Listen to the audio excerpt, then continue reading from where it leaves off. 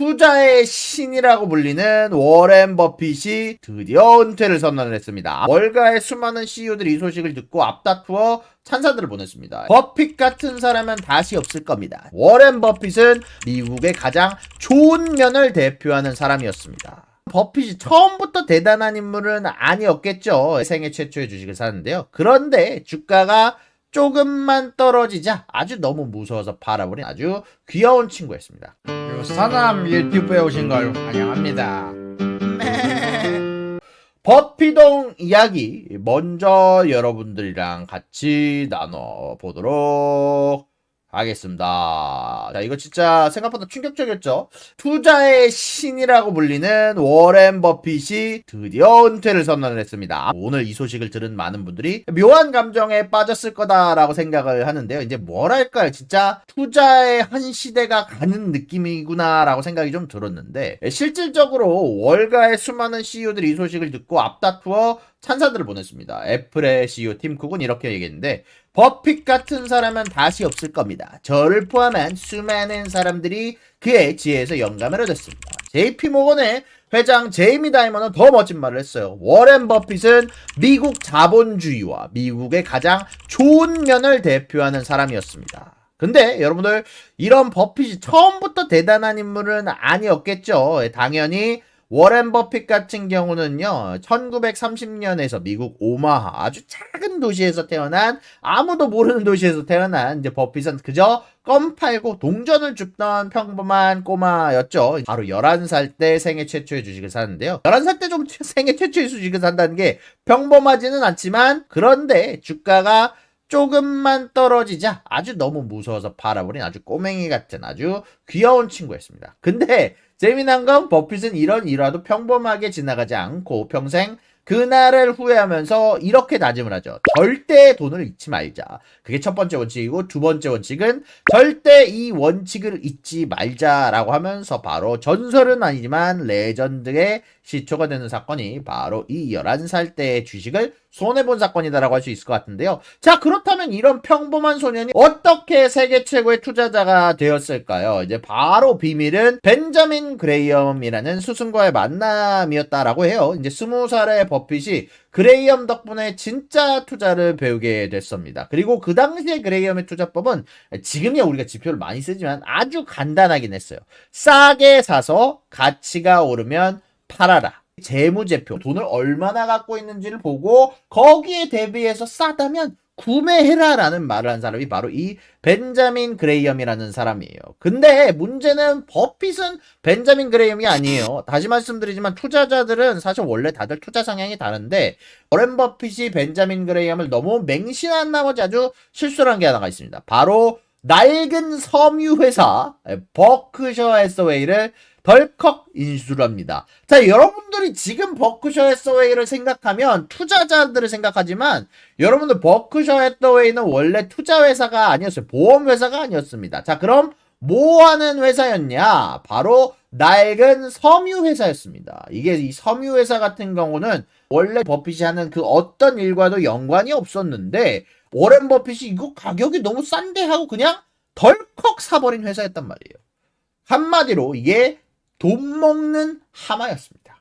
워렌 버핏이 재무제표 좋아 보여서 샀는데 공장 설비는 매일 고장나고, 이 당시 기준으로는 미국에서는 제조업이 흥했지만 이게 살리기가 어려운 게 해외에서 값싼 섬유가 밀려들기 시작을 했고요. 그로 인해서 이 버크셔 해서웨이의 옷은 섬유는 경쟁력이 사실상 제로에 가까웠습니다. 자, 생각해보세요. 지금 미국에서 사는 섬유가 싸겠습니까? 중국에서 파는 섬유가 싸겠습니까? 당연히 중국에서 만들어 오는 섬유가 쌌고, 그 당시에 기준이 됐던 게 이 당시 시점이 됐는데, 그러면은 워렌 버핏이 그런데 왜 샀느냐? 그냥 싸니까요. 워렌 버핏은 이 사업에 대한 이해가 하나도 없이, 야, 회사 자체는 형편없지만 자산 가치는 높은데, 야, 주가가 너무 싸네 하면서 이득 좀 보겠는데 하고 바로 그레이엄의 가르침대로 산 겁니다. 근데 하지만 현실은 굉장히 참담했죠. 이제 아무리 돈을 쏟아부어도 아무 소용이 없었습니다. 이제 결국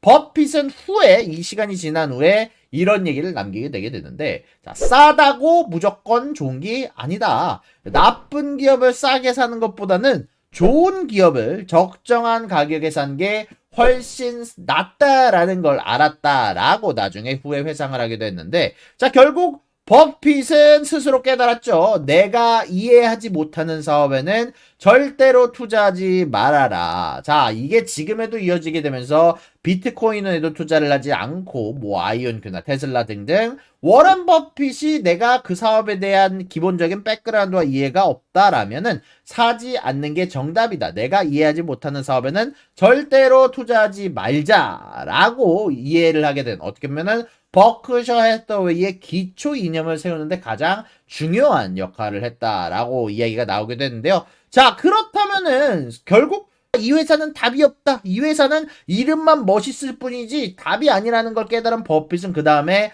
무엇을 했을까요? 바로 보험 사업이었어요. 워렌 버핏이 보험 회사를 산 이유가 사실 진짜 대단합니다. 여러분들이 생각했을 땐 보험 회사가 돈을 어떻게 벌 것 같아요?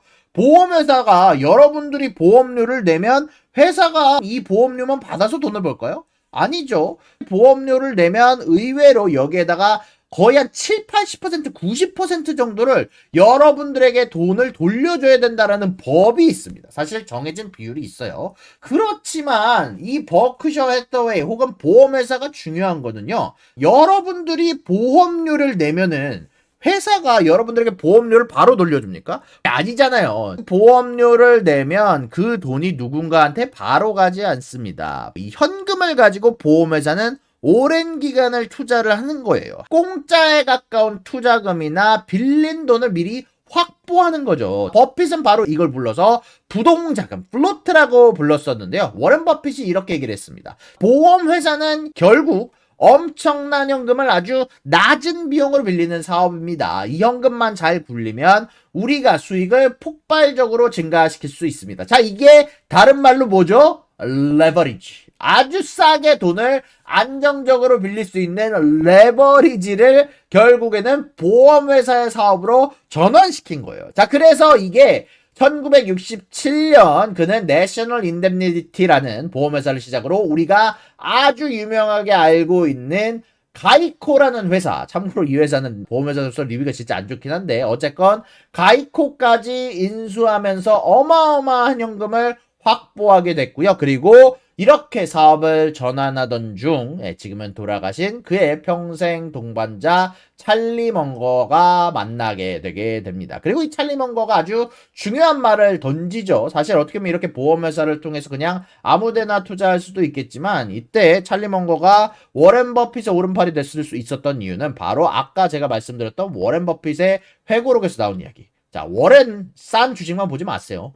좋은 기업을 적당한 가격에 사서 평생 가지고 가는 게 더 낫습니다. 라고 얘기를 하면서 워렌 버핏이 벤자민 그레이엄에게 받았던 투자 철학을 바꾸는데 가장 커다란 역할을 한 게 바로 이 말 한마디였으며 바로 이게 찰리 먼거 옹이었다라는 얘기입니다. 보시면은 야, 지금 사진을 보면은 웃긴 게 찰리 먼거가 워렌 버핏보다 훨씬 더 뭔가 젊어 보이지 않아요? 예, 참 찰리 먼거 옹이 언제나 나이가 많이 들어있던 건 아닙니다. 아마 버핏 밑에서 일하다가 더 늙어 보일 수도 있었는데 하여간 이 말 한마디로 워렌 버핏이 아주 완전히 바뀌었죠. 자, 이때부터 버핏은 혹은 버크셔 해서웨이는 그냥 주식을 사는 게 아니라 코카콜라, 아메리칸 익스프레스, 애플처럼 아주 유망하고 좋은 기업을 사들여 평생 보유하는 투자를 하기 시작을 했죠. 물론 애플은 최근에 좀 팔긴 했지만 자, 우리가 좋아하는 비트코인, 테슬라, 이항, 아이온큐는 뭐 여기에 포함을 시키지는 않았더라고요. 여기에 대해서 중요하게 한 말이 있습니다. 10년 이상 보유할 게 아니라면 단 10분도 보유하지 마라. 자, 그래서 이 투자 철학이 성공을 했을까요? 네, 어마어마한 성공을 했죠. 1964년부터 지금 은퇴할 때까지 지금까지 무려 550만 %의 수익을 냈습니다. 550만 %. 진짜 생각을 했을 때 어마어마한 퍼센티지인 것 같은데 연매출 4천억 달러, 애플과 코카콜라 같은 세계 최고의 기업을 보유한 투자 제국이 바로 이렇게 탄생을 했는데요. 자, 재미난 건 이렇게 완벽해 보이는 버핏도 투자의 레전드, 투자의 신이라고 불리는 버핏도 그도 가끔 실패를 했는데요. 가장 커다랗게 얘기되는 것 중 하나가 뭐냐? 자, 바로 놀부보쌈. 한국의 놀부보쌈에 아주 처참히 실패했죠. 솔직히 이 버핏형 놀부보쌈은 진짜 한국을 너무 만만히 봤던 거 아닌가 싶어요. 이제 조금 더 자기가 투자에 성공을 했으니까 나 놀부보쌈 이해했어라고 생각할 수 있지. 하지만 이렇게 실패를 했고 이것뿐만이 아니라 IBM 항공사 투자 그리고 다시 말씀드리면 한국의 놀부보쌈에서도 처참히 실패를 했죠. 그리고 그때 그는 담담히 인정을 했습니다. 위험은 내가 무엇을 하는지 모를 때 찾아옵니다. 하지만 이제 실패를 두려워하지는 않았고요. 이런 실패를 담담히 인정하면서 여기에 대해서 오히려 시장이 패닉에 빠졌던 블랙먼데이, 닷컴버블, 금융위기 때마다 그는 이렇게 얘기를 했죠. 모두가 탐욕스러울 때 두려워하고 모두가 두려워할 때 탐욕스러워져라. 감정에 휘둘리지 말고 내가 실패를 했으면 담담히 인정을 하고 거기에 대해서 솔직하게 이야기할 수 있어야 한다. 결과적으로 얘기를 해서 1991년 솔로몬 브라더스 위기라는 게 있습니다. 그 당시 위기 때는 직원들한테 이렇게 얘기를 했어요. 돈을 잃으면 다시 벌면 됩니다. 하지만 명성을 잃으면 모든 걸 잃는 겁니다. 명성은 20년을 쌓아도 무너지는 데는 단 5분입니다. 라는 얘기를 하면서 항상 솔직하고 자신이 잃었을 때는 그것에 대해서 당당히 박힐 수 있어야 된다라고 얘기를 하면서 많은 사람의 멘토가 돼줬던 사람이 바로 이 워렌 버핏이라는 사람이다라고 얘기를 할 수 있을 것 같은데요. 하지만 이 워렌 버핏이 이제 은퇴를 하게 되게 됐죠. 찰리 번거가 세상을 떠났고 그 빈자리는 너무나 컸습니다. 그리고 이제는 버핏 역시 은퇴를 결정을 했습니다. 자, 그리고 워렌 버핏이 했던 말들이 좀 몇 가지가 있는데요. 이렇게 얘기를 했습니다. 대놓고 트럼프를 비판을 했어요. 세계 다른 나라들이 더 번영할수록 우리가 손해를 보는 게 아니다. 한마디로 중국이 더 번영한다라고 해서 미국이 망하는 게 아니다. 우리도 그들과 함께 더 번영할 것이고 그래서 무역이 무기가 되어서는 안 된다. 자, 우리는 전 세계와 무역을 하려고 해야 하며 우리는 우리가 가장 잘하는 것을 하고 다른 나라들도 자기가 가장 잘하는 것을 통해서 효율적인 분업화를 이루어야 된다라고 얘기를 하고요. 트럼프에 대해서도 이렇게 얘기를 했어요. 아예 대놓고 내 생각에 75억 명이 그렇게 좋아하지 않는데 싫어하는데 자 미국인 3억 명이 자신들이 얼마나 잘하고 있는지 트럼프가 잘하고 있는지 자랑하는 건 큰 실수라고 봅니다. 라고 얘기를 하면서 트럼프에 대해서도 우회적인 비판 혹은 깠다라고 얘기를 하죠. 진짜 트럼프한테 이렇게 대놓고 까는 사람들이 요즘 많지는 않은데 아주 속 시원하게 얘기를 좀 한 부분은 좀 있는 것 같기는 합니다. 자, 그리고 여기서 끝나는 게 아니라 지금 현재 상황에 대한 부분들뿐만이 아니라 투자자들에게 조언을 하면서 워렌 버핏은 결국 이야기를 마무리를 지었는데요. 지금은 극적인 약세장이나 그런 게 아니다. 한마디로 계속해서 마이너스로 갈 것 같지 않다. 경기 침체로 갈 것 같진 않다. 아직까지는 그렇지 않다. 지금은 그렇게 극적인 장이 아니다. 그리고 특별히 누군가를 비판하려는 건 아니지만 사람들이 당연히 이렇게 약세장처럼 보일 때 많이 두려워하고 사람들이 감정이 있다라는 걸 알지만 감정이 투자를 좌우하도록 해서는 안 되며 시장이 하락할 경우 겁먹고 시장이 오를 때 흥분하는 사람이라면 주식시장은 당신에게 지옥과 같은 곳이 될 것이다. 그리고 마지막으로 요 이야기를 했습니다. 성공한 사람과 크게 성공한 사람의 차이는 대부분의 일에 아니오라고 말할 수 있는 능력에 달려 있습니다. 트럼프가 이야기를 할 때 거기다 샤바샤바 하는 게 아니라 내가 아니다 싶으면 거기에 대해서는 아니오 라고 할 수 있는 그런 신념 있는 인물이 크게 성공한다라는 이야기겠죠. 자, 이제 우리에게 남은 질문은 하나입니다. 이제 워렌 버핏의 역사도 다뤄봤고 워렌 버핏이 우리에게 해준 조언들과 지금 시장에 대한 평가 다 들어봤지만 결국 우리가 보고 싶은 것은 과연 전설은 이어질 것인가?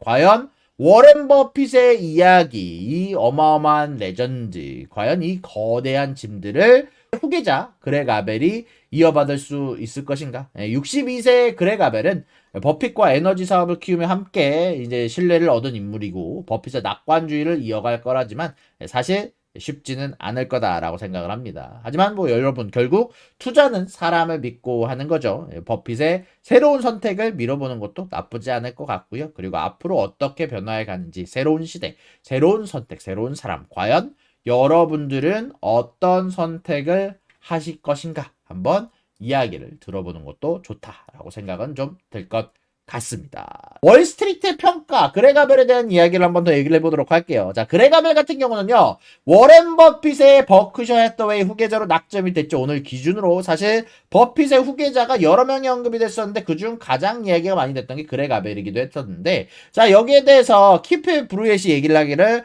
아벨이 역량을 입증했다라고 평가를 하지만 다만 후계 발표 직후 단기적 주가 압력이 예상이 되며 버핏이 분명히 아벨에 대한 강한 신뢰 표명을 하긴 했지만 단기적으로는 조금 더 증명할 게 많다라고 얘기했습니다. 다만 다시 말씀드렸던 것처럼 버핏은 이렇게 얘기를 했어요. 그렉 아벨의 경험 하에서 버크셔의 전망은 내가 운영할 때보다 훨씬 더 좋아질 것이다 라고 얘기를 했는데, 자, 아벨의 배경과 리더십 스타일에 대해서 좀 설명을 해드리면 2008년부터 버크셔 해서웨이의 에너지 쪽 CEO로 재임을 했습니다. 그를 통해서 강력한 운영 리더십을 입증한 인물인데, 다만 리더십 스타일이 워렌 버핏 같은 경우는 투자를 해놓고 자신들이 점유율이 높아지더라도 운영은 니네가 해. 난 니네가 하는 일 간섭하고 싶지 않아. 니네 잘하고 있어. 굿, 뭐 이러는 사람이 워렌 버핏이었다면 아벨 같은 경우는 직접적인 운영 중심이다라고 얘기를 하고 있어요. 한마디로 내가 투자를 해서 어떤 회사를 거의 인수 가깝게 됐다라면 직접적으로 운영하면서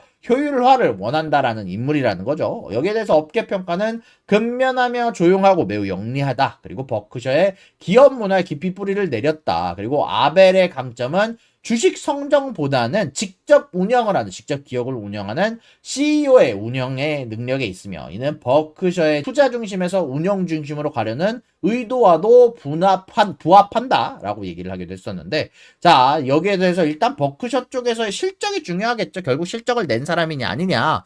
버크셔 해서웨이의 에너지 CEO로서 사실 2020년 이후 재생에너지에 대한 투자를 30% 확대하면서 지금 이제 트럼프 때문에 많이 떨어지긴 했는데 전략적 성장을 주도했던 인물이고, 에너지 외에도 3,500억 달러에 대한 현금을 보유하며 가이코와 BNSF 철도 등 주요 자회사들을 감독하고 있는 인물이다라고 할 수 있을 것 같고요. 실질적으로 여기에 대해서 아벨에 대한 발표가 나오고 난 이후 버크셔가 일시적으로 주가 사상의 최고치를 기록을 하면서 초기 시장 반응 자체는 나쁘지 않았다고 해요. 다만 전환 직후에는 주가 압력에 대한 가능성이 언급이 됐고, 올해 말까지는 어쨌건 워렌 버핏이 운영을 하게 되고 그 이후에 4차 바꿔가게 되게 되는데, 아무래도 여기에 대해서 버크셔가 25년간 버핏에 대한 퇴임을 대입을 해놨고 아벨 하에서도 경영 자율성과 기업가 정신에 대한 지속을 예상한다. 다만 아벨 자체가 직접적인 운영에 좀 더 강점이 있는 인물인 만큼 아무래도 회사의 변화는 있을 것으로 보인다 라고 얘기를 했다라고 나왔고요. 또한 기존 주주들과 커다란 이제 대형 주주들 사이에서 얘기가 좀 나왔는데, 기존 주주들은 아벨의 리더십을 신뢰를 하고 대부분은 지분을 유지할 계획이다 라고 얘기를 했으며, 워렌 버핏은 퇴임 시에 버크셔에 대한 주식 매도 계획이 없고 이사회가 아벨 CEO 선임에 만장일치로 투표할 것이다 확신한다 라고 이야기가 전달이 되기도 했습니다. 다만 우려사항이 없는 것은 아니에요. 아벨은 다시 말씀드리지만 주식을 고르는 사람이 아니라 내가 어떤 주식을 사서 그 회사를 인수를 했으면 운영 중심을 리더로 평가를 받습니다. 자, 그러다 보니까 워렌 버핏의 전설적인 투자 신화 혹은 투자 능력에는 미치지 못할 가능성이 좀 높고, 아무래도 버크셔의 성공 자체, 이 40만 불에 해당하는 이 밸류는 아무래도 운영의 규제라는 입장보다는 버핏의 투자 규제 이미지에 크게 의존을 하다 보니까, 만약에라도 아벨의 투자 결정이 버핏 수준의 시장 신뢰를 얻지 못한다면, 만약에 뭐 버핏 같은 경우는 어떤 주식을 샀다라고 공시가 나면 그 주식이 막 미친 듯이 오르고 그랬잖아요. 근데 만약에 그 정도 수준의 신뢰를 얻지 못한다면 버크셔 주가의 장기 성장 잠재력에 대해서 투자자들의 우려가 커질 수 있다라는 것 아무래도 염두에 두시고, 버크셔 투자 중심 DNA의 진화라는 표현으로 할 수 있지만 반대로 괴리를 초래할 가능성이 있다라고도 여러분들이 생각하시면 좋을 것 같습니다. 워렌 버핏에 대한 이야기와 새로운 인물 그렉 아벨에 대한 이야기를 나눠봤는데요. 구독과 좋아요는 사랑입니다, 여러분. 유사남의 구독과 좋아요를 눌러주세요. 그리고 여기 있는 비디오도 여러분들을 위해 준비한 거니까 여러분들이 항상 살펴봐 주시면 감사하겠습니다.